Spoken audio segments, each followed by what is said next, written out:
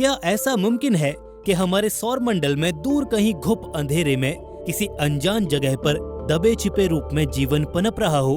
क्या ऐसा हो सकता है कि जिन जगहों को आज हम महज अंधेरे और बेजान कोने समझते हैं, वे अपने भीतर जीवन का सार छिपाए बैठे हों? वहाँ जिंदगी अपने अस्तित्व को कायम करने में जुटी हुई हो? इसको लेकर हमारी डेफिनेशंस को चेंज करने आ रहा है सदी का सबसे महान telescope, James Webb space telescope, जो ड्वार्फ प्लेनेट प्लूटो के भीतर झांककर उसके राजों को सबके सामने उजागर करने जा रहा है। नासा की योजना के अनुसार जल्द ही James Webb space telescope Pluto पर कुछ ऐसे अनसुलझे राजों की खोज करेगा जो उसे लेकर संपूर्ण मानव जाति के परसेप्शन को बदल कर रख देंगे। अब यहाँ सवाल ये है कि आखिर धरती से कोसों दूर यम ग्रहों पर ऐसा क्या मिल सकता है जो हमारी रोजमर्रा की जिंदगी को बड़ी ही गहराई से प्रभावित कर सकता है, और क्या इस खोज से ये बेजान ग्रह जिंदगी के अस्तित्व को कायम रखने की दावेदारी में आगे आ सकेगा?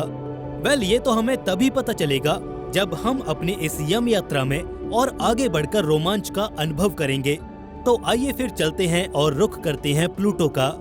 जब कभी बात आती है प्लूटो की तो हमारे जहन में अंधेरों से भरे एक जहान की तस्वीर उभर आती है। एक ऐसी दुनिया का चित्र सामने आता है जहां सब कुछ एकदम शांत है। जमा देने वाली सर्दी और घुप अंधेरे के सिवा कुछ और महसूस ही नहीं होता। मगर ये ख्याल वास्तविकता से काफी परे है। यहाँ और भी बहुत कुछ ऐसा है जो हमारी सोचने की क्षमताओं से परे है। मसलन दूर से एक बंजर और बेजान लगने वाला ये खगोलीय पिंड तमाम पहाड़ियों, घाटियों और इम्पैक्ट क्रेटर से भरा पड़ा है। बात करें अगर प्लूटो की ज्योग्राफी पर, तो ये साइज में महज धरती पर मौजूद एक देश रूस के जमीनी क्षेत्रफल जितना ही बड़ा है। ऑन एन एवरेज हर वक्त धरती और प्लूटो के बीच 3.7 बिलियन किलोमीटर का डिस्टेंस मेंटेन रहता है। हालांकि सन के अराउंड बेहद इलिप्टिकल ऑर्बिट होने के चलते ये मिनिमम 30 एस्ट्रोनॉमिकल यूनिट्स तक के डिस्टेंस तक पहुंच जाता है। यहाँ दिन की लंबाई धरती के 6.5 दिनों के बराबर होती है और यहाँ पर एक साल खत्म होने में पूरे 248 बरस बीत जाते हैं। यानी कि अगर कोई व्यक्ति अंतरिक्ष में किसी स्थान पर प्लूटो को देखता है तो उसकी अगली 4 पीढ़ियां भी शायद उस पर्टिकुलर पॉइंट पर दोबारा आए प्लूटो को देखने के लिए जिंदा न रहें। इस मिसाल से आपको ये अंदाजा तो बहुत अच्छे से हो गया होगा कि ये बला हमारे सूरज से हद से ज्यादा दूर है। इसलिए यहाँ जीवन की कल्पना करना तो दूर, बल्कि मशीनों द्वारा काम कर पाना भी गनीमत समझा जाता है। फिर ऐसे में इस कहानी में एंट्री होती है नासा के next generation telescope James Webb की, जो कि हमें इस फार अवे वर्ल्ड के बारे में बहुत कुछ ऐसा बता सकता है जो पहले तो हमें चौंकाएगा, फिर हमें सोचने पर मजबूर कर देगा कि क्या हम अब तक भी अपने सौरमंडल को पूरी तरह से समझ भी पाए हैं या नहीं। इवन क्या हम जिंदगी को लेकर अपनी डेफिनेशन पर 100% खरे बैठते भी हैं? इन सब सवालों के जवाब तो हमें आने वाला वक्त ही देगा।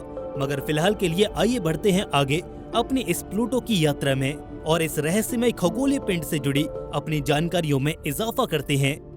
ये तो आप जानते ही होंगे कि प्लूटो को एक दौर में प्लेनेट का दर्जा हासिल था, जिसे साल 2006 में छीनकर एक ड्वार्फ प्लेनेट यानी कि बौने ग्रह में तब्दील कर दिया गया। ऐसा होने की असल वजह प्लूटो का स्ट्रेंज प्लेनेटरी बिहेवियर था। दरअसल वैज्ञानिकों ने अपनी रिसर्च के दौरान ये नोटिस किया कि प्लूटो उन सभी कसौटियों पर खरा नहीं उतर पा रहा था जिन पर किसी भी सेलेस्टियल बॉडी को खरा उतरना होता है एक प्लेनेट कहलाने के लिए। मसलन प्लूटो की एक्सट्रीमली एलिप्टिकल ट्राजेक्ट्री एक यूनिक पाथवे पर बेस्ड नहीं थी, यानी कि सूरज के इर्द गिर्द चक्कर लगाते हुए कुछ पॉइंट्स पर वो अपने नेबरिंग प्लेनेट नेपच्यून की ऑर्बिट को क्रॉस कर रहा था। ऐसे में उसे एक फुल फ्लेज्ड प्लेनेट का दर्जा दे पाना नागवारा सा लगता है, और इसी वजह से IAU यानी कि इंटरनेशनल एस्ट्रोनॉमिकल यूनियन ने सन 2006 में इससे ये दर्जा छीनकर इसे एक ड्वार्फ प्लेनेट यानी कि एक बौने ग्रह में तब्दील कर दिया था। और तब से लेकर आज तक ये रहस्यमय दुनिया इसी टैग के साथ इंसानों के बीच प्रचलित है। खैर, इंसानों के प्रमोशन डिमोशन से प्लूटो पर कुछ खास फर्क नहीं पड़ता, क्योंकि वहाँ का निजाम वैसे ही चलता रहा जैसे आज से पहले तक चलता आया था। यहाँ अब भी सतह पर बर्फीले ज्वालामुखी फट रहे थे और बादल ढेर सारा बर्फ और अमोनिया युक्त फ्रोजन लिक्विड उगल रहे थे।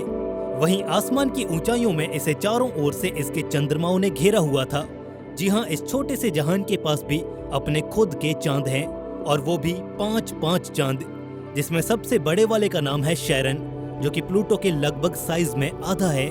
अब प्लेनेट और मून के साइज का ऐसा विचित्र समीकरण तो सिर्फ प्लूटो के ही पास है, जहां एक तो चांद इतना बड़ा है और ऊपर से महज 19,500 किलोमीटर की दूरी से प्लूटो को ऑर्बिट भी कर रहा है। ऐसे में कई बार इन्हें बाइनरी प्लेनेट के नाम से भी रेफर किया जाता है, मगर हकीकत में प्लूटो अपनी उंगलियों पर ऐसे 4 और चांदों को नचाता है, मगर उन चारों का शैरन से कोई मुकाबला नहीं है, क्योंकि वो साइज में इतने छोटे हैं कि अपना स्फीरिकल शेप तक भी मेंटेन नहीं कर पाई हैं। अर्थ मून सिस्टम के कंपैरिजन में प्लूटो और उसका चांद शैरन कहीं नहीं टिकता है। अकेले हमारे चांद का मास और वॉल्यूम पूरे के पूरे प्लूटो ग्रह और उसके सभी चांदों के कंबाइंड मास से कहीं ज्यादा है। इवन हमारे चांद और धरती के बीच की दूरी भी प्लूटो और उसके मून शैरन से 10 गुना ज्यादा है। मगर एक बात जो हमारे प्लेनेट अर्थ और प्लूटो के बीच कॉमन है, वो है इनके ल्यूनर सिस्टम को लेकर।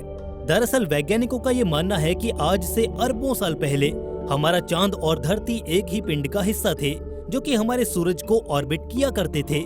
मगर अचानक एक दिन मार्स जितना बड़ा एक ऑब्जेक्ट आकर उस सुपर अर्थ ऑब्जेक्ट से टकराया और उसके बाद वो मैजेस्टिक सा प्लेनेट 2 टुकड़ों में टूटकर बिखर गया, जिसमें से एक बना हमारा घर यानी कि पृथ्वी और दूसरा बन गया चांद, जो फर्दर धरती की ही ग्रेविटेशनल रेंज में कैद होकर हमारे लिए इसके इर्द गिर्द चक्कर काटने लगा। अकॉर्डिंग टू साइंटिस्ट, प्लूटो के साथ भी सीन कुछ ऐसा ही है। आज से कुछ 1000 साल पहले प्लूटो से भी भूला बिछड़ा एस्टेरॉयड आकर टकराया था और हमेशा के लिए उसकी डेस्टिनी बदल कर रख दी। इस कोलिजन के बाद एक और हमारे प्लूटो का जन्म हुआ, तो वहीं दूसरी तरफ इसके ये विचित्र चांद बने। खैर, ये तो थी कहानी इसके इतिहास और मून्स के फॉर्मेशन की, मगर इसका असल किस्सा, इसका असल ट्विस्ट तो अभी बाकी है, और वो असल में इसकी सतह यानी कि इसकी सरफेस को लेकर है। दरअसल साल 2006 में एक स्पेसक्राफ्ट ने धरती से उड़ान भरी थी, जो कि अगले 9 सालों का लंबा सफर तय करने के बाद फाइनली अपनी मंजिल प्लूटो तक पहुंचा और उसने वहां जाकर उसकी बहुत सी तस्वीरें ली। इस फ्लाईबाय के दौरान हमने इस स्पेसक्राफ्ट से प्लूटो का वो रूप भी देखा जो कि आज तक हमसे छिपा हुआ था। खैर, दिन ढले और रातें बीती, आ गया साल 2021। दशकों के इंतजार के बाद अंतरिक्ष का बेताज बादशाह James Webb space telescope finally अपनी मंजिल की ओर रवाना हो गया। अब वो मौका आ चुका था जब नासा अपने पीछे छूट चुके सवालों को एक बार फिर लाइमलाइट में लाकर उनका जवाब तलाश कर सकती है। जी हाँ, हम बात कर रहे हैं जेम्स वेब स्पेस टेलीस्कोप के अपकमिंग प्लूटो ऑब्जर्वेशन की, जहां जल्दी James Webb space telescope Pluto की उन परतों में झांकेगा जहां तक हमारा सूरज का प्रकाश भी कभी पहुंच नहीं पाया। तो क्या है प्लूटो की वो गुत्थियां जो आज तक भी बिल्कुल ज्यों की त्यों अनसुलझी हैं, और अब वेब टेलीस्कोप से उनके हल को मुहैया कराने की एक्सपेक्टेशंस रखी जा रही हैं। दरअसल जब साल 2015 में नासा के न्यू होराइजन स्पेसक्राफ्ट ने प्लूटो को नजदीक से फ्लाई बाय किया था, तो उसने इसकी सतह और जियोस्फीयर से संबंधित कुछ बेहद ही अहम फोटोज और डेटा को हम तक पहुंचाया था, जिन्हें पिछले कुछ सालों से निरंतर नासा के हाई लेवल साइंटिस्ट की टीम लगातार स्टडी कर रही है। और इस लंबी चौड़ी रिसर्च के बाद फाइनली अब साइंटिस्ट इस कंक्लूजन पर पहुंचे हैं कि प्लूटो आज भी एक जिंदा जियोस्फीयर वाला प्लेनेट है। ये अब भी सक्रिय रूप से बहुत सी जियोलॉजिकल एक्टिविटीज को कैरी आउट कर रहा है। दूर से स्थिर और खामोश दिख रहे इसके लैंडफॉर्म्स के भीतर अब भी जमीनी हरकतें जारी हैं, जिसके चलते ये ग्रह लगातार ट्रांसफॉर्मेशन का सामना कर रहा है। जिस तरह हमारे ग्रह पृथ्वी पर रोजाना कोई न कोई ज्वालामुखी विस्फोट होता रहता है, ठीक वैसे ही वहाँ भी जमीन के अंदर उबाल मार रहा अमोनिया और मीथेन का लावा बाहर आता रहता है। सूरज के बेहद दूर होने के बावजूद भी ये बहुत सी आंतरिक क्रियाकलापों को जारी रखे हुए है। वैज्ञानिकों ने तो यहाँ तक भी संभावनाएं जताई हैं कि प्लूटो आज भी अपने भीतर फ्रोजन अमोनिया और इवन की लेक्स को जमाए हुए है, जो कि इसकी बाहरी सतह से काफी नीचे इसके कोर के पास मौजूद हैं। हालांकि ऐसा कोई प्रत्यक्ष सबूत आज तक नहीं मिला है जो ये बात को पूरी तरह से सिद्ध कर पाए, मगर बहुत सी नियर स्पेकुलेशंस इस अंदाजे को जाहिर करती हैं कि कभी न कभी यहाँ भी विशालकाय वाटर बॉडीज एग्जिस्ट किया करती होंगी, जिनमें तरल रूप में पानी बहा करता होगा। एक बार के लिए अगर हम इसका फ्रोजन टेम्परेचर वाला फैक्टर एलिमिनेट कर दें, तो यहाँ लिक्विड वाटर के फॉर्मेशन और एंशिएंट एग्जिस्टेंस का फिनोमिनन प्रैक्टिकली पॉसिबल लग सकता है। और अगर हाई स्केल पर लिक्विड वाटर की एग्जिस्टेंस का अंदाजा सही रहा, तो बहुत हद तक मुमकिन है कि यहाँ एलियन लाइफ भी एग्जिस्ट कर सकती है। बट अगेन यहाँ आपको स्पेसिफाई करते चलें कि ये एलियंस बिल्कुल भी वैसे नहीं होने वाले जैसा कि आप इन्हें फिल्मों और कहानियों में देखते हैं। ये असल में हमारी कल्पना से बहुत परे होंगे, बल्कि इन्हें कुछ कुछ हम लाइफ के माइक्रोबियल फैक्टर से जोड़कर देख सकते हैं, जहां जीवन का अस्तित्व तो है मगर हमारी निगाहों और सोच से बेहद छोटा और सूक्ष्म है। खैर, जहां तक बात प्लूटो के एक्स्ट्रा टेरेस्ट्रियल लाइफ से जुड़े होने की है, तो इस बारे में दावे के साथ कुछ भी कह पाना बेवकूफी ही होगी, क्योंकि अभी प्लूटो इंसानी रिसर्च के दायरे से हद से ज्यादा बाहर है। मगर फिर भी इस तिलिस्म को तोड़ना कम रोमांचक नहीं होगा, और साथ ही न्यू होराइजन्स की फॉलो अप स्टोरी को जानना भी उतना ही मजेदार होगा।